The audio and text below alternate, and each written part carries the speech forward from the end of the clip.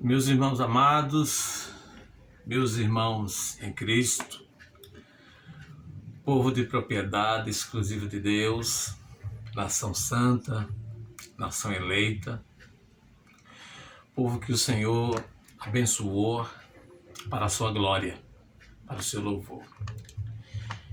Eu venho aqui vos saudar com a graça, com a paz do nosso Senhor e Salvador Jesus Cristo, dizer que sou muito grato ao meu Deus por nos conceder esse privilégio de poder falar um pouco sobre a palavra dele, de poder meditar um pouco mais na sua infalível palavra, aquela que é inerrante, aquela que é inspirada, aquela que é autoritativa e que nós crentes dizemos que ela é a única regra de fé e prática, a palavra de Deus.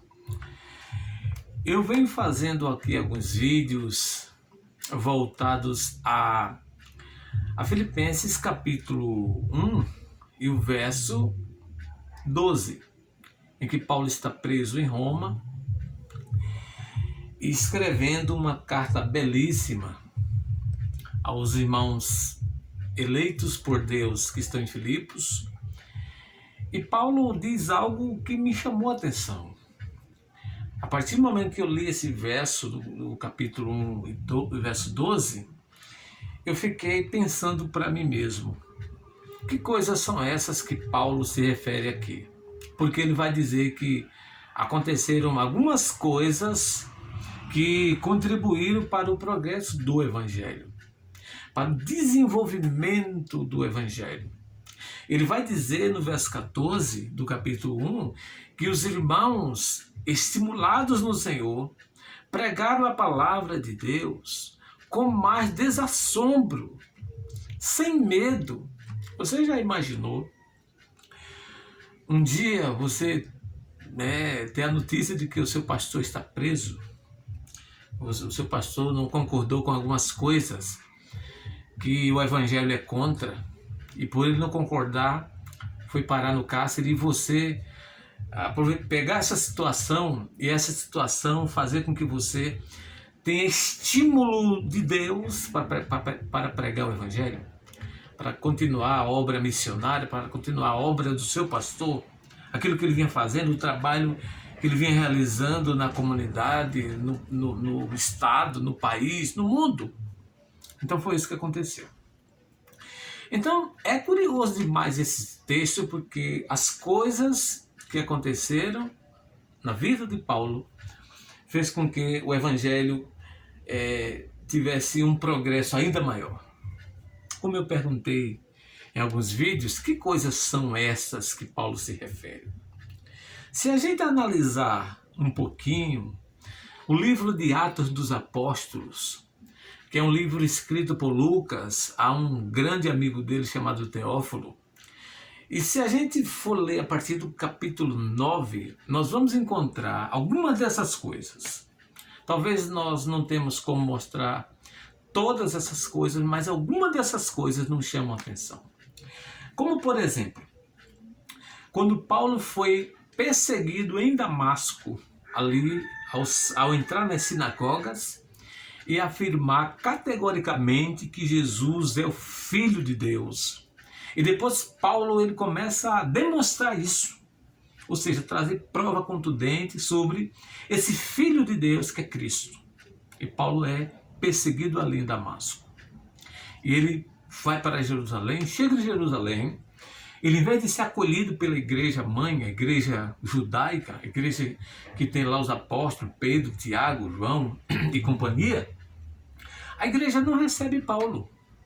A igreja ela está temerosa porque ela pensa que Paulo ainda é o mesmo homem carrasco, o perseguidor, a fera selvagem, o perseguidor truculento, e não acredita que ele é um discípulo de Jesus. Barnabé chega ali, apazigua a coisa, porque Barnabé é um nome sugestivo a isso. Ele é o filho da consolação, e entrega Paulo aos apóstolos, tudo bem. Paulo não fica muito tempo ali, até porque o projeto de Deus é que ele saia das 4 linhas de Jerusalém, porque ele é um pregador gentios. E Paulo sai como se forçado de Jerusalém. Paulo sai, a igreja cresce, a igreja tem paz, e ele vai direto para Tarso. Chega em Tarso, ele é esquecido, 10 anos em Tarso esquecido, no esquecimento, no anonimato. Depois surge a igreja de Antioquia, da Síria, uma igreja robusta, uma igreja maravilhosa, crescendo na graça, no conhecimento de Deus. Os apóstolos têm uma decisão magnífica de enviar para lá Barnabé.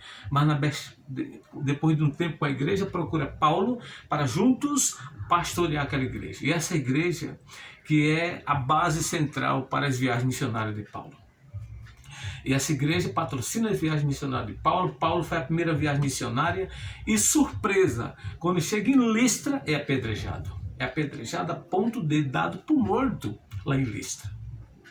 E na segunda viagem missionária de Paulo, irmãos, como nós lemos lá em Atos capítulo 16, ele é açoitado e preso em Filipos. Aceitado, leva muitos açoites junto com Silas e preso, encarcerado lá. Deus faz 3 milagres, abala o cárcere, previne ali os presos e converte o carcereiro e toda a sua casa.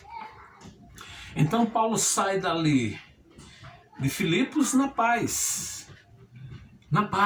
vai para Tessalônica, capital da Macedônia. Chega em Tessalônica, ele sai como escorraçado de Tessalônica. E agora chega em Bereia.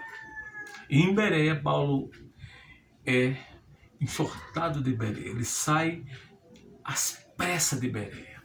E por quê? Porque os judeus perseguem Paulo como se persegue um cão raivoso. E não persegue Paulo literalmente, mas persegue Paulo por causa da palavra que ele está pregando. Então veja, hoje nós vamos fazer esse vídeo observando, apesar de Paulo ser escorraçado aqui de Bereia, mas nós vamos observar a diferença desses crentes judeus bereanos, porque eles é muito diferente dos crentes lá de Tessalônica. Muito diferente. Eu queria ler com vocês aqui no capítulo 17, verso 10 em diante. Diz que logo durante a noite os irmãos enviaram Paulo e Silas para Bereia, porque ele está sendo escorraçado em Tessalônica. E ali chegados, dirigiram-se à sinagoga dos judeus. Veja que quando Paulo chega em Filipos, ele não encontra uma sinagoga.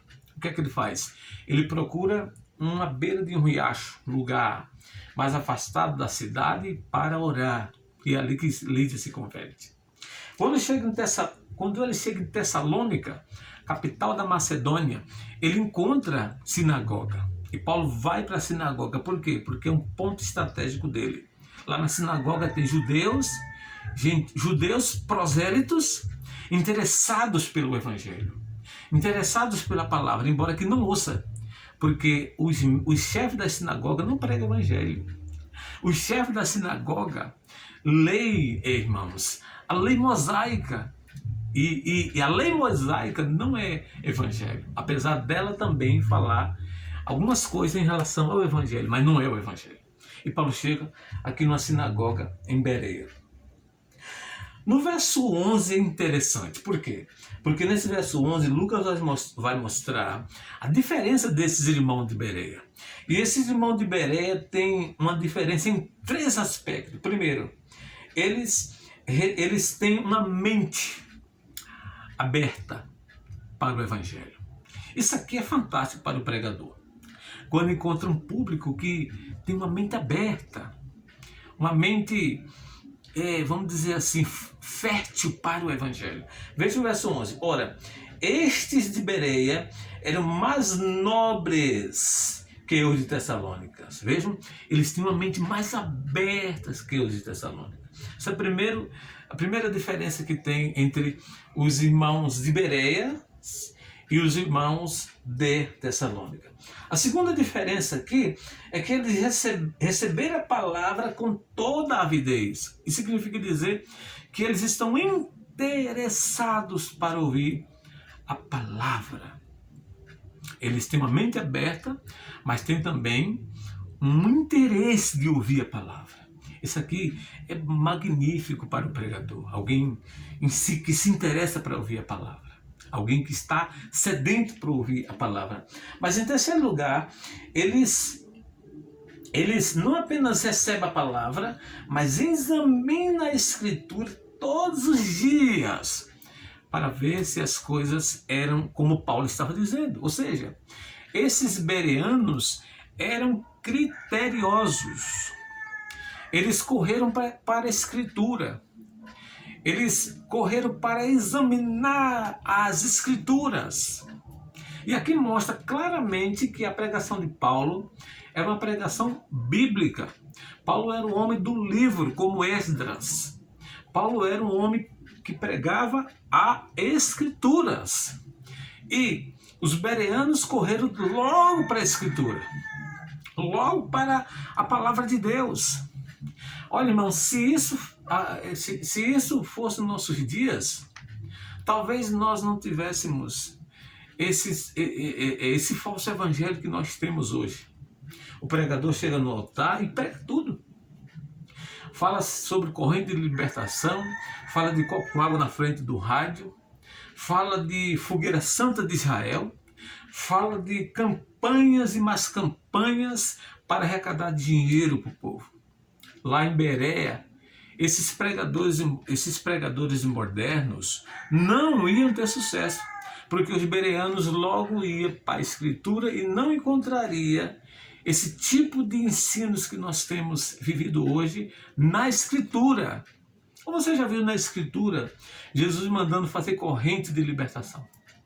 Ou você já viu nas Escrituras Jesus mandando botar um copo com água na frente do rádio na hora da oração? Ou você já viu nas Escrituras Jesus mandando fazer uma campanha das 12 sexta-feira para a quebra da maldição? Não tem na Bíblia. Então essa é a diferença dos bereanos para os de Tessalônica. Os de Tessalônica, apesar de crerem no Evangelho, mas não tinham esses critérios apurados aqui. Mente aberta para a palavra, interesse pela palavra, mas exame da palavra. Examinar todos os dias, não apenas nos sábados nas sinagogas, mas todos os dias. E para que isso? No final do verso 11 diz: para ver, para comprovar se as coisas eram assim, e eram assim. Porque Paulo pregava uma pregação bíblica. Paulo usava a Bíblia. E que Bíblia Paulo usava? O Velho Testamento, horas. Paulo usava a Escritura Pentateuca, o Pentateuco de Moisés. Paulo usava os escritos dos profetas. Paulo usava o Velho Testamento como sua base. Agora, qual foi o resultado desse comportamento dos irmãos de Bereia? Qual foi o resultado? Está aí no verso 12. Com isso, olha aí, muitos deles creram. Chamo-lhe a atenção para a expressão de Lucas. É uma expressão praticamente da Bíblia e principalmente do Novo Testamento. Quando se prega o Evangelho, não são todos que creem. Não são todos que creem. Por quê? Porque a fé não é de todos. A fé é e sempre será dos eleitos de Deus. É dos eleitos de Deus. Quando um pregador prega, como Paulo pregou aqui em Bereia, irmãos, por mais que seja robusta essa mensagem, por mais que seja poderosa essa mensagem, o resultado vai ser sempre de muitos e não de todos. É uma expressão que nós encontramos na Bíblia, de muitas repetições, de vários textos da Bíblia. Quando tem alguém pregando, o resultado é muitos creram. porque nem todos creram. E quem são esses muitos que creram? Está aí. Mulheres gregas, olha lá, de alta posição. Vocês lembram que eu disse em alguns vídeos passados que a questão de uma pessoa ser rica, ter importância financeira, não entra em contradição com essa questão do temor a Deus. Não entra em contradição. Lá em Filipos tinha uma mulher de alta posição, rica, e que essa mulher era temente a Deus. Eu me refiro aqui de Lídia, e que Deus abriu o coração dela para ela atender as coisas que Paulo falava. Então, quem foi esse mundo que creram? Mulheres gregas de alta posição e não poucos homens. Então, muitos homens também creram aqui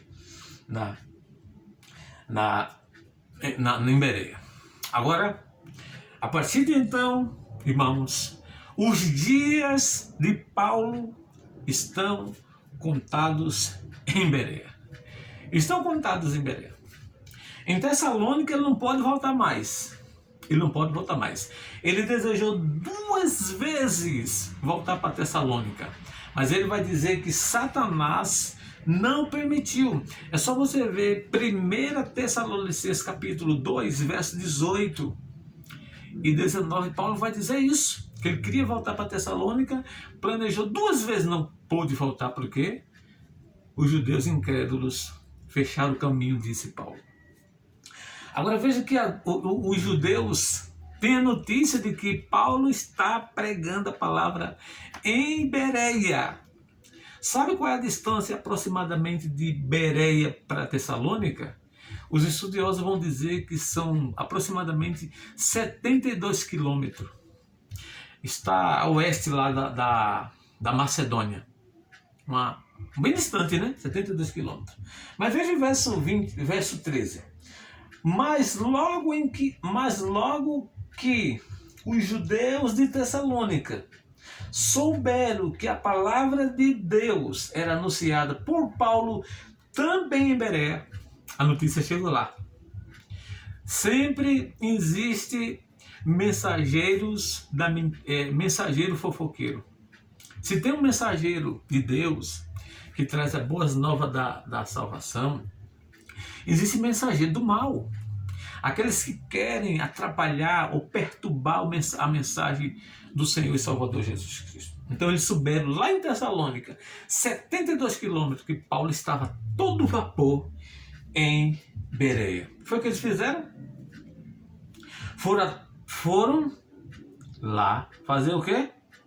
Suscitar, ou excitar o povo aqui.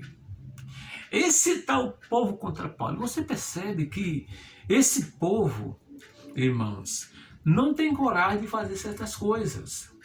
Em vez de ele chegar em Bereia e enfrentar Paulo no campo das ideias, enfrentar Paulo com Bíblia na mão, enfrentar Paulo trazendo o que eles acham no que diz respeito à sabedoria de Deus, em vez de eles fazer isso, em vez de eles examinar as Escrituras, eles excitaram a multidão e também perturbaram o povo. Agora, vocês lembram que quando eles invadiram a casa de Jason, assaltaram a casa de Jason, levaram Jason às autoridades e disseram: estes que transtornam o mundo chegou até nós. E agora, quem é que transtorna o mundo? Quem é que perturba o mundo? Quem é que excita a violência? Será que é os apóstolos, pregadores do evangelho? Não, 1000 vezes não. Mas aqueles que são inimigos da verdade de Deus. Aqueles que não creem no evangelho, que não aceitam que Jesus Cristo é o Senhor da glória, é o Salvador pelo qual importa que sejamos salvos. E Pedro vai dizer que não há outro nome debaixo do céu dado entre os homens que importa que sejamos salvos, a não ser Jesus Cristo, o único Deus verdadeiro. Aí eles chegam lá, incita a multidão, incita o povo, perturba o povo. Aí não tem como Paulo ficar aqui. Se ele é escorraçado de Tessalônica, aqui de Bereia ele é exortado. Paulo sai, tem que sair toda a pressa. Olha o verso 14. Então, os irmãos promoveram sem detença, ou seja, sem perda de tempo, o quê? A partida de Paulo para os lados do mar. Porém, Silas e Timóteo continuaram ali em Bereia. Então Paulo tem que sair. Ou sai ou morre. Quem está perseguindo Paulo? Os inimigos do Evangelho. Quem é que persegue o cristianismo? Quem é que persegue o cristianismo atual? Os inimigos do Evangelho, aqueles que não creem em Deus, aqueles que não acreditam na santa e gloriosa palavra do Senhor. Diz no verso 15 que os responsáveis por Paulo levaram-no até Atenas e regressaram trazendo a ordem a Silas e Timóteo para que o mais depressa possível fosse ter com ele. Então eles chegaram para Silas e Timóteo e disseram: Paulo, quer que vocês vão o mais rápido possível para Atenas, que é o nosso próximo vídeo, se Deus assim permitir. Paulo em Atenas, a terra dos deuses. O pregador do Evangelho agora chega num lugar hostil ao Evangelho. Na verdade, em todos os lugares que Paulo chegava, era hostil ao Evangelho. Você percebe o quanto ele foi perseguido, mas o quanto ele pregou o Evangelho. Esse episódio aqui mostra duas coisas. Primeiro, o progresso do Evangelho, evidentemente. O Evangelho não pode parar. Os inimigos não conseguirão parar o Evangelho. Se eles perseguirem o mensageiro e tentar, se Deus permitir, tirar a vida do mensageiro, o mensageiro continua, o mensageiro morre, mas a mensagem continua nos corações das pessoas. Foi o que aconteceu com Jesus durante seu ministério terreno. Não adiantou de nada, humanamente falando, né? Eles tiraram a vida de Jesus, porque a mensagem já estava no coração das pessoas. A mensagem do reino de Deus já estava dentro do coração e frutificando a mil por um. Estou exagerando aqui, né? Mas é para dizer que não tem como parar o Evangelho. A mensagem do Evangelho é indestrutível. Não se consegue destruir esta mensagem do Evangelho. O quão poderosa ela é. Então a primeira coisa que a gente vê aqui é o progresso do Evangelho. Segunda coisa que nós podemos ver aqui é como é inútil a tentativa dos inimigos do Evangelho. Porque quando ele soube da notícia que a palavra está sendo pregada em Bereia, era tarde demais, irmãos. Era tarde demais. Quando eles souberam, a mensagem já tinha produzido frutos. As pessoas já estavam acreditando no Evangelho. É tarde demais. É tarde demais para os inimigos de Deus, para os inimigos da verdade. Até hoje, quando surge aí o liberalismo teológico, as filosofias dos homens, o ateísmo aberto, né? Está muito em moda falar isso. As seitas violentas. Sabe, irmãos, o humanismo, o iluminismo que surgiu com toda a força para derrubar o Evangelho, é tarde demais. É tarde demais. Karl Marx, com a sua ideia estapafúrdia, é tarde demais. O Evangelho já está em nossos corações, já está frutificando a 100%. A igreja está aí quebrando as barreiras, com todos os seus problemas, é verdade, mas está pregando o Evangelho. E hoje nós temos uma arma poderosíssima de pregar o Evangelho. Sabe o que é? A internet. Tem muita gente que diz que a internet é do diabo, né? Sataniza a internet, mas não é verdade. Tem muitas coisas ruins na internet. Alguém já disse que é uma terra sem lei. Possa ser, mas é poderosa a internet. porque nós podemos pregar o Evangelho sim. Nós podemos levar essa boas novas de salvação. Nós podemos levar a maior mensagem do mundo e para o mundo as Escrituras Sagradas. Por quê? Porque o Evangelho não se baseia no achismo humano. Porque o Evangelho não se baseia em filosofia. O Evangelho não se baseia nas nações desse mundo. O Evangelho tem como base o Senhor e Salvador Jesus Cristo. Aquele que veio nos salvar. Aquele que veio resgatar o seu povo. Aquele que veio, meus irmãos, para perdoar os nossos pecados. É em Jesus que nós somos salvos. É em Jesus que nós somos salvos.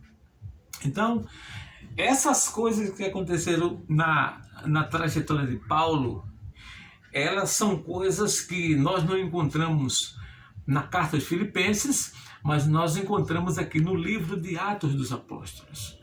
E nós pedimos a Deus, e você que está aí nos assistindo, ore ao Senhor, peça a Deus para que nós possamos fazer essa trajetória até Roma. Porque Paulo está em Roma, preso, na primeira prisão domiciliar. Paulo está lá escrevendo e dizendo: as coisas que me aconteceram não parou o Evangelho, não freou o Evangelho, mas contribuiu para o progresso do Evangelho. É lindo isso aqui. E que Deus nos ajude, que possamos aprender dessas coisas, que possamos viver isso. Que a nossa vida não seja apenas vida de discursos, vidas de falas, mas de prática. E a prática na palavra do nosso Senhor e Salvador Jesus Cristo. Eu queria agradecer ao nosso Senhor e Salvador Jesus por esse momento importante. E muito obrigado, Senhor. Vamos orar e agradecer a Ele. Senhor Jesus, grande Deus, autor e consumador da nossa fé, nós queremos te render graça por esse momento importante, por essa palavra tão rica, Senhor. Que possamos ser crentes bereanos, crentes que recebem a palavra, abrem o coração para a palavra, se interessa pela palavra, examina a palavra e crê na palavra. Nos ajude em nome de Jesus. Amém. Quero agradecer a você que já se inscreveu no canal. Muito obrigado. Fica o meu agradecimento aqui, né? Você é um parceiro nessa força, nessa trajetória que nós temos também. Mas eu quero encorajar aqueles que ainda não se inscreveram. Se inscreva, meu irmão. Faça a sua parte aí. Não custa nada. Vai nos ajudar bastante e cada vez que você ajuda alguém que está interessado com o Evangelho, como eu e você, então você está do lado certo, do lado do reino de Deus. E até a próxima, se Deus assim permitir. O vídeo que nós pretendemos fazer agora, que é um desafio para nós, que é esse discurso de Paulo em Atenas. Aqui é um discurso magnífico, recheado de verdades. Tem algumas coisas importantes para conversarmos aqui em nome de Jesus. Até a próxima, se Deus quiser.